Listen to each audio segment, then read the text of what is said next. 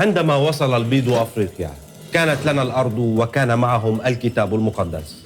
علمونا أن نغلق أعيننا ونصلي لله، وعندما فتحنا أعيننا وجدناهم يمتلكون الأرض ونحن نمتلك الأناجيل.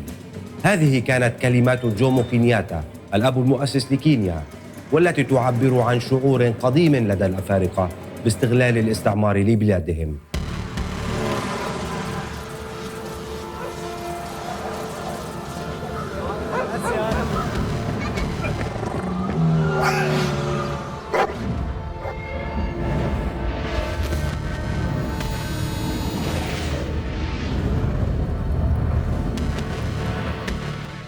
في نهاية القرن التاسع عشر قام الجنود البريطانيون بواحدة من تلك التدخلات التربوية في مملكة بنين بعد المجزرة وقبل المحرقة. نقلوا الغنيمة، كمية ضخمة من الأقنعة والمنحوتات والمحفورات انتزعوها من الأماكن المقدسة. كانت تلك أكبر غنيمة من الفن الأفريقي جرى الاستيلاء عليها قاطبة، وهي تحكي 1000 عام من التاريخ. في لندن وضعت الملكة فيكتوريا الكنوز في المزاد العلني. كانت الحصيلة كافية لتغطية كلفة الحملة العسكرية كلها. هكذا مول فن بنين اجتياح المملكة التي ولد فيها.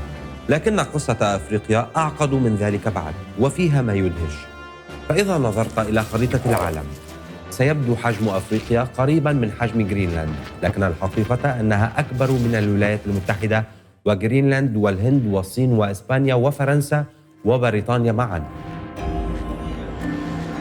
شواطئ ساحرة وثروات هائلة، هي لعنة ونعمة في الوقت نفسه. فيها وحدها ثلث ثروات العالم، لكنها أيضاً أكثر مكان تتسع فيه الهوة بين الإمكانات والواقع.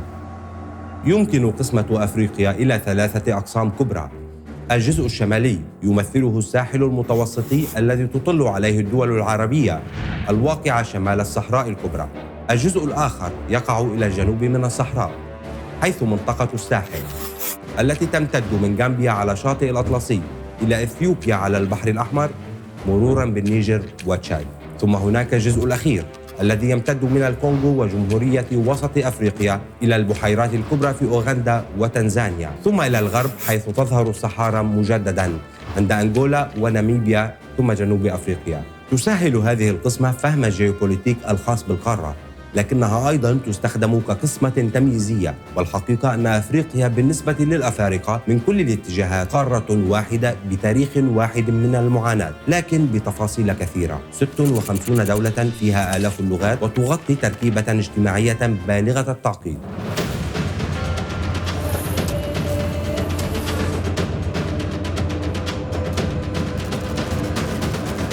من أجل الموارد قصص مروعة حدثت في أفريقيا. واحدة منها حولت الكونغو إلى أرض الأيادي المقطوعة كما وصفتها الصحافة العالمية. فبين العامين 1885 و 1908 مارست بلجيكا تحت حكم الملك ليوبول الثاني سياسة عمدت إلى بتر يدي كل كونغولي يتقاعس في العمل لساعات طويلة في استخراج المطاط الضروري لصناعة السيارات الوليدة في أوروبا. حولت هذه الطريقة التحفيزية المفضلة للاستعمار الآلاف من الأفارقة الكونغوليين إلى أناس بلا أذرع. هذه المرة كان السارق يقطع الأيدي والمسروق تقطع يده. أما غير النافع للعمل والمستهلك للطعام فكان قتله سهلا. أدت هذه السياسات إلى وفاة حوالي 10 ملايين كونغولي، وهم ثلث سكان البلاد في حينه. إثر ذلك لقبت الصحف العالمية الكونغو بأرض الأيادي المقطوعة. في السنوات العشر الماضية احتلت الدول الأفريقية آخر 18 مرتبة في مؤشر التنمية العالمي. مشكلات أفريقيا لا تنتهي، كثير منها ينشط في حوض النيل، وأخطرها يبدو مقبلا بين مصر وإثيوبيا، إمبراطوريتان أفريقيتان من أقدم حضارات القارة والعالم. قوة أفريقية أخرى تبدو مقبلة، نيجيريا التي بالحجم والثروة تعتبر أقوى دول غرب القارة جنوبي الصحراء، مع 230 مليون نسمة يتوقع أن يزيدوا بسرعة في السنوات المقبلة. إذن الصراعات الداخلية والتنافس الاستعماري لا يزالان يهددان أفريقيا. تأثيرهما مستمر في السياسة والاقتصاد والثقافة. لكن هل كانت أفريقيا مستسلمة؟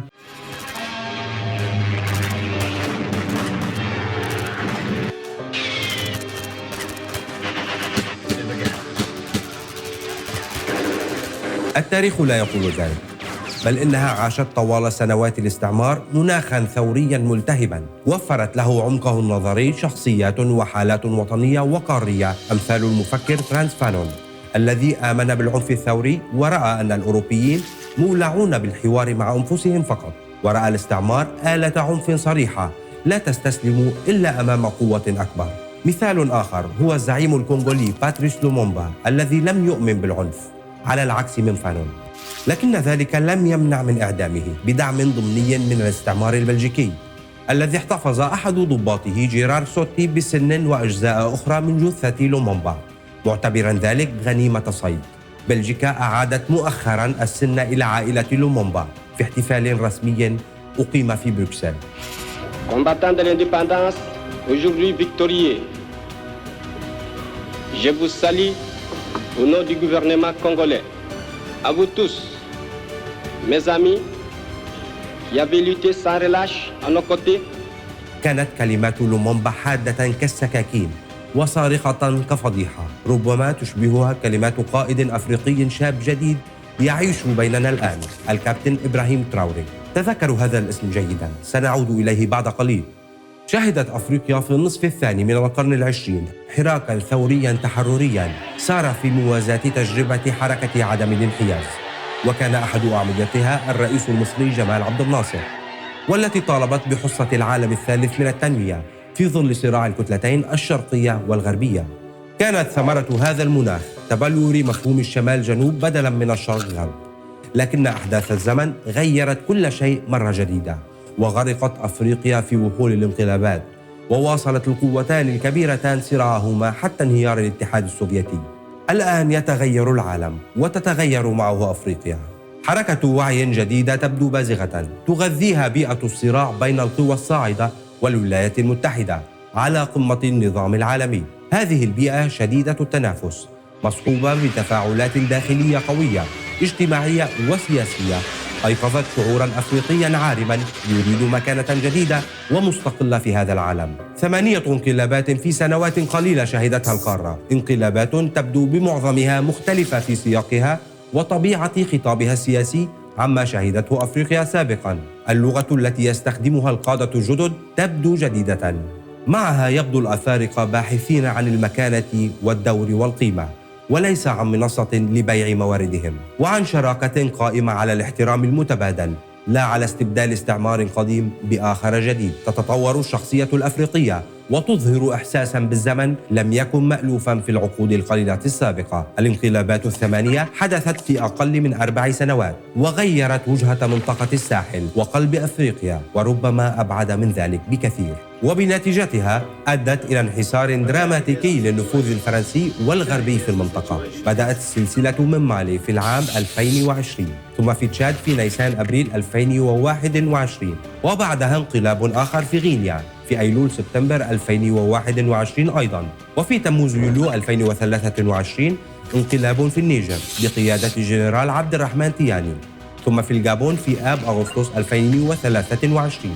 سبق ذلك في أيلول سبتمبر عام 2022 سيطرة الكابتن إبراهيم تراوري على السلطة في بوركينا فاسو.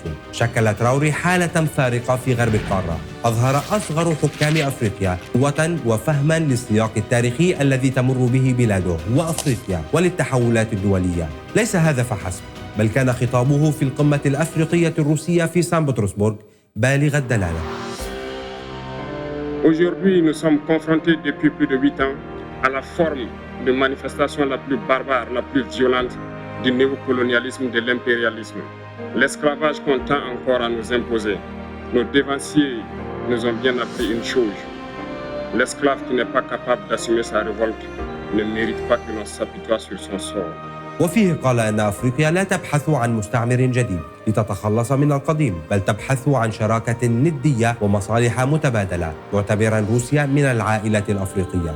تبنى تراوري السردية الروسية لتاريخ الحرب العالمية الثانية، حيث ترى أن الغرب حاول طمس دورها وتضحياتها في مواجهة هتلر، لم يكتفي بذلك، بل رأى تشابها بين هذا التهميش وما حصل للجنود الأفارقة الذين زج الحلفاء بهم في مقدمة الجبهات ضد الألمان، ثم لم يؤتى على ذكرهم بين عداد المنتصرين. لكن المخيف بالنسبة للغرب أن الرجل يخطط لبناء مفاعل نووي في بلاده بالتعاون مع موسكو. يتحدث القائد الشاب باسم جيله الذي يركب البحار إلى أطراف العالم بحثاً عن حياة أفضل، والذي لا يجد أجوبة على مفارقة عجيبة: كيف تمتلك أفريقيا كل تلك الثروات وتكون فقيرة، بل أفقر قارات العالم؟ يؤلمه أن تكون أفريقيا منسية في الكتب والأفلام والتاريخ، ويرتاح لروسيا لأنها كما يقول تتذكر أفريقيا دائما، خصوصا حين تطلب منظومة عالمية عادلة. يقول تراوري أن العبد الذي لا يستطيع تحمل ثورته لا يستحق أن يشفق على مصيره، وقد نسج تحالفا مع مالي والنيجر لمواجهة الهجمة الارتدادية التي يمكن للغرب أن يشنها لاستعادة المبادرة في دول الساحل. في السنغال أيضا يبدو أن قلعة فرنسية أخرى سقطت، وذلك بانتقال الرئيس الشاب ياسير ديوماي فاي من السجن إلى الرئاسة، هذه المرة عبر انتخابات رئاسية. لكن هل روسيا وحدها التي دخلت بقوة إلى المنطقة؟ بعدما يشبه الانهيار للنفوذ الفرنسي في المنطقة، تحاول الولايات المتحدة مواجهة التمدد الصيني والروسي هناك. في أفريقيا الصين باتت في كل مكان تقريبا.